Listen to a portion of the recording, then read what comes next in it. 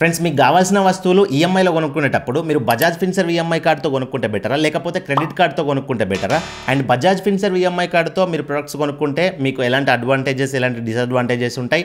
In case credit కార్డ్తో మీరు products ఈఎంఐలో కొనుక్కుంటే ఎలాంటి అడ్వాంటేజెస్ ఎలాంటి డిసడ్వాంటేజెస్ ఉంటాయి? ఇవన్నీ కూడా వీడియోలో క్లియర్గా ఎక్స్ప్లెయిన్ చేస్తే వీడియోని కంప్లీట్గా చూడండి. 100% మీకు యూస్ఫుల్గా ఉంటుంది అండ్ ఫ్యూచర్లో కూడా మీకు యూజ్ అవుతుంది.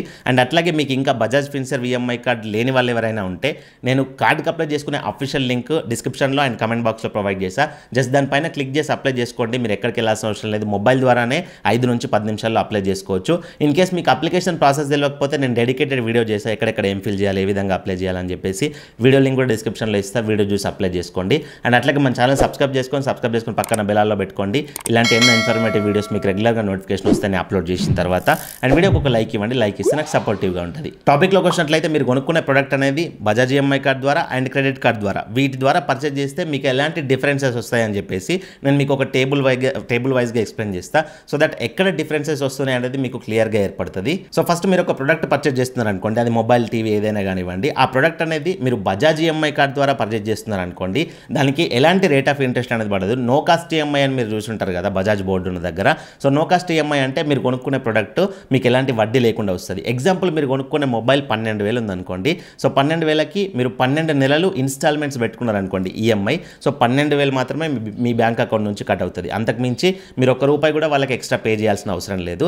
అండ్ ఇన్ కేస్ మీరు క్రెడిట్ కార్డ్ ద్వారా ప్రొడక్ట్ని ఈఎంఐలో కొనుక్కున్నారు అనుకోండి, దానికి ఇంట్రెస్ట్ అనేది పడుతుంది. ₹12,000 పెట్టి క్రెడిట్ కార్డ్ ద్వారా ఈఎంఐలో మొబైల్ కొనుక్కుంటే 12,000 ప్లస్ ఇంట్రెస్ట్ అనేది పడుతుంది, దానికి వడ్డీ అనేది. సో వడ్డీ పే చేయాల్సి ఉంటుంది. మీరు వడ్డీ ఎంత పడుతుందని మీకు ఒక క్వశ్చన్ రావచ్చు. ఆ ఇంట్రెస్ట్ అనేది ఒక్కొక్క బ్యాంకు ఒక్కొక్కలాగా ఛార్జ్ చేస్తుంది. సో దాన్ని ఇంత వరకు పడవచ్చు అని చెప్పడానికి అయితే ఏం లేదు. అండ్ అట్లాగే నెక్స్ట్ ప్రాసెసింగ్ ఫీ విషయంలో చూసుకున్నట్లయితే బజాజ్ ఈఎంఐ కార్డ్ ద్వారా మీరు ప్రొడక్ట్స్ని పర్చేజ్ చేస్తే ప్రాసెసింగ్ ఫీ అనేది కంపల్సరీ పడుతుంది. ఎందుకు అని అంటే ఇన్స్టాల్మెంట్స్లోకి ఒక ప్రొడక్ట్ అనేది తీసుకుంటున్నామంటే అగ్రిమెంట్ ఉంటుంది కాబట్టి దానికి ప్రాసెసింగ్ ఫీ ఉంటుంది. అట్లాగే క్రెడిట్ కార్డ్ ద్వారా మీరు ప్రొడక్ట్ ఈఎంఐలో పర్చేజ్ చేసినా కానీ ప్రాసెసింగ్ ఫీ అనేది కంపల్సరీ ఉంటుంది.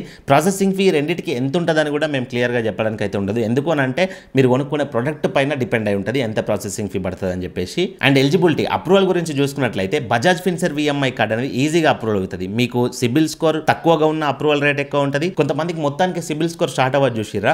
సో వాళ్ళకి కూడా చాలా మందికి బజాజ్ ఫిన్సర్వ్ ఈఎంఐ కార్డ్స్ వచ్చాయి. And Bajaj Finserv EMI card మీరు అప్లై చేసుకోవాలన్నా లేకపోతే ఏదైనా product Bajaj Finserv EMI card మీద కొనాలన్నా కానీ మీరు సాలరీడ్ అయి ఉండాల్సిన అవసరం లేదు. అంటే మీకు సాలరీ స్లిప్స్ కానీ బ్యాంక్ స్టేట్మెంట్ కానీ ఇట్లాంటివి ఏవి కూడా అవసరం ఉండదు. మీకు ఈజీగా అప్రూవల్ అనేది వస్తుంది. అదే క్రెడిట్ కార్డ్ అనేది అప్రూవల్ రేట్ అనేది చాలా తక్కువగా ఉంటుంది. క్రెడిట్ కార్డ్ మీకు రావాలంటే మీ సిబిల్ స్కోర్ సూపర్ స్టేజ్లో ఉండాలి. అట్లాగే మీరు ఏదైనా మంత్లీ సాలరీడ్ అయి ఉండాలి, లేకపోతే సెల్ఫ్ ఎంప్లాయిడ్ ఉండాలి. అంటే దానికి మీకు ఇన్కమ్ ట్యాక్స్ రిటర్న్స్ కానీ బ్యాంక్ స్టేట్మెంట్స్ కానీ ఇట్లాంటివి చాలా అవసరం ఉంటాయి. క్రెడిట్ కార్డ్ ఫ్యాక్టర్ అనేది అది కంప్లీట్లీ డిఫరెంట్. సో ఈ విషయంలో కూడా Bajaj EMI card easy approval ఉంటుంది కాబట్టి సో బజాజ్కి నేను రేటింగ్ అయితే ఇస్తాను ఎక్కువగా. నెక్స్ట్ క్రెడిట్ లిమిట్ అంటే బజాజ్ కార్డుకి కానీ క్రెడిట్ కార్డుకి కానీ లిమిట్స్ ఉంటాయి కదా. సో లిమిట్ విషయాన్ని గురించి మాట్లాడుకున్నట్లయితే ఎగ్జాంపుల్ మీరు ఒక ప్రొడక్ట్ కొనడానికి ఒక ఏసీ తీసుకోవడానికి షోరూమ్కి వెళ్ళారనుకోండి, ఏసీ ప్రైస్ అనేది ఒక 55,000 ఉంది. సో వాళ్ళు ఏం చేస్తారనంటే ఏసీ పర్చేజ్ చేస్తున్నాడని చెప్పేసి 55,000 బిల్తో మీకు కార్డు అనేది అప్లై చేస్తారు ఫస్ట్ టైం అయితే. సో అప్పుడు మీకు 55,000 లిమిట్తో కార్డు అనేది ఇష్యూ అవుతుంది. ఇన్ కేస్ ఎక్కువ లిమిట్ వచ్చేది ఉన్నా ఎక్కువ కూడా లిమిట్ వస్తుంది. కాకపోతే ఖచ్చితంగా మీరు ఆ ప్రొడక్ట్ కొనుక్కోవడానికి సరిపడా లిమిట్ అయితే వాళ్ళు ప్రొవైడ్ చేస్తారు. ప్రొవైడ్ చేయకపోతే మీరు ఆ ప్రొడక్ట్ కొనుక్కోరు కాబట్టి ఆ షోరూమ్కి కూడా సేల్ అనేది ఉండదు కదా. సో వాళ్ళకు టైఅప్ పార్ట్నర్షిప్ ఉంటుంది కాబట్టి సో ఆ 55,000 ప్రొడక్ట్కి తగ్గట్టుగా అంటే మీరు కొనే ప్రొడక్ట్కి తగ్గట్టుగా మీకు బజాజ్ లిమిట్ అయితే వస్తుంది. అక్కడ మీకు ఎలాంటి ప్రాబ్లం అయితే క్రియేట్ కాదు maximum. And credit card limit గురించి చూసుకున్నట్లయితే క్రెడిట్ కార్డ్ లిమిట్ అనేది డిఫరెంట్. అది మీ సిబిల్ స్కోర్ పైన డిపెండ్ అయి ఉంటుంది. ఇందాక చెప్పినట్లుగా మీ మంత్లీ ఎంత సంపాదిస్తున్నారు దానిపైన కూడా డిపెండ్ అయి ఉంటుంది.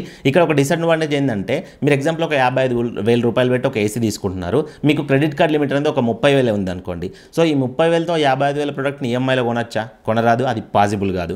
అట్లాంటప్పుడు కూడా మీకు బజాజ్ ఫిన్సర్వ్ ఈఎంఐ కార్డ్ అనేది బెస్ట్ చాయిస్ అవుతుంది. తర్వాత డౌన్ పేమెంట్ విషయానికి వస్తే బజాజ్ ఫిన్సర్వ్ ఈఎంఐ కార్డులో ఏ విధంగా ఉంటుందంటే ఫస్ట్ టైం మీరు ప్రొడక్ట్ తీసుకుంటున్నప్పుడు మొదటి 4 నెలల ఈఎంఐ అయితే పేమెంట్ చేయాలి.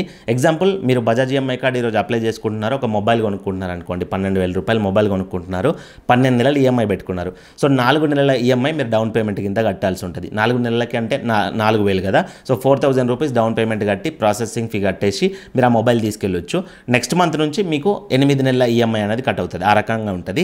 సెకండ్ టైం ప్రొడక్ట్ కొనుక్కుంటారు చూడండి, అంటే బజాజ్ ఈఎంఐ కార్డ్ పైన ఈరోజు ఒక మొబైల్ తీసుకున్నారు అనుకోండి, ఒక 2-3 నెలలు అయిన తర్వాత మీరు మళ్ళీ టీవీయో ఫ్రిడ్జో ఏదో ఒకటి తీసుకుంటున్నారు. అప్పుడు మీరు 0 డౌన్ పేమెంట్తో ప్రొడక్ట్ తీసుకోవచ్చు. ₹1 కట్టకుండా మీరు ప్రొడక్ట్ ఇంటికి అయితే తీసుకెళ్ళొచ్చు. Just processing processing fee pay చేసి. అదే క్రెడిట్ కార్డ్ విషయంలో ఎలా ఉంటుందంటే కొన్ని ప్రొడక్ట్స్కి ఎలాంటి డౌన్ పేమెంట్ లేకుండా డైరెక్ట్ కార్డ్ వచ్చేస్తుంది.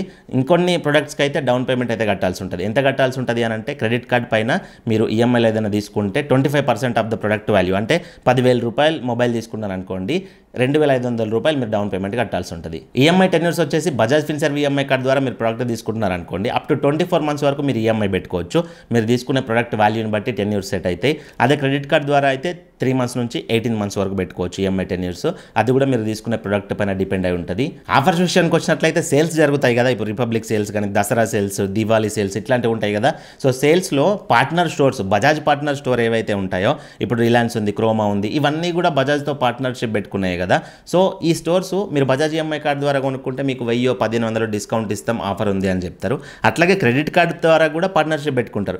ఎస్బీఐ, ఐసిఐసిఐ ఇట్లా మేజర్ బ్యాంక్స్ ఏవైతే ఉన్నాయో, ఈ బ్యాంక్ క్రెడిట్ కార్డ్స్ మీ దగ్గర ఉన్నాయనుకోండి, మీకు 1,000 రూపాయలు 1,500 డిస్కౌంట్ వస్తుంది, క్యాష్ బ్యాక్ అని చెప్తారు. అట్లా ఆఫర్స్ అనేది కామన్, మీకు డౌట్ ఉంటుంది కాబట్టి చెప్తున్నా. సో ఆఫర్స్ అనేది బజాజ్ ఈఎంఐ కార్డు ద్వారా పోయినా, క్రెడిట్ కార్డ్స్ ద్వారా పోయినా కానీ అది నార్మలే. సో ఇవి మెయిన్ కంపేర్ చేసుకోవాల్సిన మెయిన్ పాయింట్స్. అయితే ఇంకా చాలా ఉండొచ్చు, బట్ మనకు పనికొచ్చేటివి మాత్రం ఇవి. సో వీటిని బట్టి నా ఒపీనియన్ ఏంటి అంటే, ఏ కార్డుతో ప్రొడక్ట్స్ అనేది ఈఎంఐతో పర్చేజ్ చేస్తే బెటర్ అని అంటే, నేను మీకు సజెస్ట్ చేసేది బజాజ్ ఫిన్సర్వ్ ఈఎంఐ కార్డు మాత్రమే.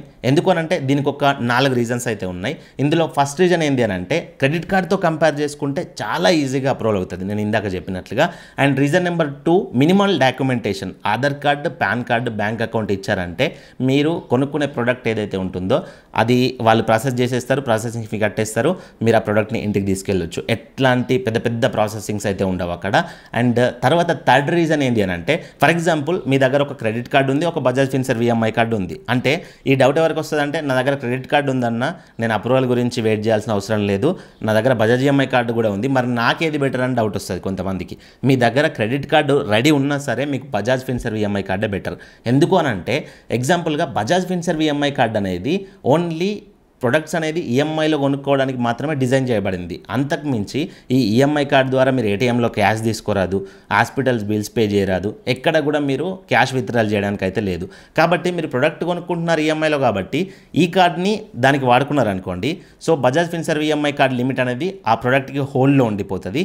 ఇన్ కేస్ ఫ్యూచర్లో మీకు ఏదైనా డబ్బులు ఎమర్జెన్సీగా అవసరం పడ్డా, క్యాష్ తీసుకోవాలనిపించిన, హాస్పిటల్ నీడ్స్, షాపింగ్ నీడ్స్ ఉన్నా కానీ క్రెడిట్ కార్డ్ లిమిట్ని అయితే వాడుకోవచ్చు. అట్లా మీరు దేనికి యూజ్ అయ్యేదాన్ని దానికి మాత్రమే వాడుకోవాలి. ఎందుకనంటే మీరు క్రెడిట్ కార్డ్ ద్వారా ప్రొడక్ట్ ఈఎంఐలో కొనుక్కున్నారనుకోండి, బజాజ్ ఈఎంఐ కార్డ్ మీ దగ్గర పెట్టుకొని కూడా, సో మీకు ఒక లాస్ ఏంది అని అంటే, మీరు ఒక 30,000 పెట్టి ఒక ప్రోడక్ట్ని క్రెడిట్ కార్డ్ ద్వారా కొనుక్కుంటే మీ క్రెడిట్ కార్డ్ లిమిట్లో 30,000 హోల్డ్లో పడిపోతుంది. ఆ ఈఎంఐ క్లియర్ ఎట్లెట్లా అవ్వకుండా వస్తే అట్లట్లా మీ పేమెంట్ క్రెడిట్ లిమిట్ అనేది రిలీజ్ అవుతుంది. సో కాబట్టి మీ బజాజ్ ఈఎంఐ కార్డ్ పక్కన పెట్టి క్రెడిట్ కార్డ్ని వాడుకోవడం అంటే కరెక్ట్ కాదు. And last and final important reason ఏంటి అని అంటే, 0 ఇంట్రెస్ట్, ₹1 కూడా వడ్డీ కట్టకుండా మీకు ప్రొడక్ట్ అనేది ఇస్తున్నారు ఈఎంఐలో. సో క్రెడిట్ కార్డ్ అనేది ఇంట్రెస్ట్ తీసుకుంటుంది.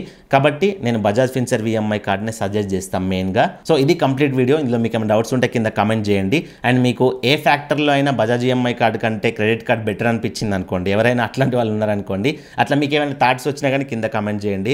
సో అవి కూడా నాకు యూజ్ అవుతాయి నెక్స్ట్ వీడియోలో నేను కవర్ చేయడానికి అయితే. And Bajaj Finserv EMI card లేని వాళ్ళు అప్లై చేసుకోవడానికి డిస్క్రిప్షన్లో అండ్ కమెంట్ బాక్స్లో లింక్ ఇచ్చా. ఆ లింక్ పైన క్లిక్ చేసి మీరు అప్లై చేసుకోవచ్చు. ఎక్కడికి వెళ్ళాల్సిన అవసరం లేదు, జస్ట్ 5 నుంచి 10 నిమిషాల్లో అప్లికేషన్ ప్రాసెస్ అయిపోద్ది. సో మరొక మంచి వీడియోతో కలుసుకుందాం. Thank you for watching. See in the next video. Jai Hind.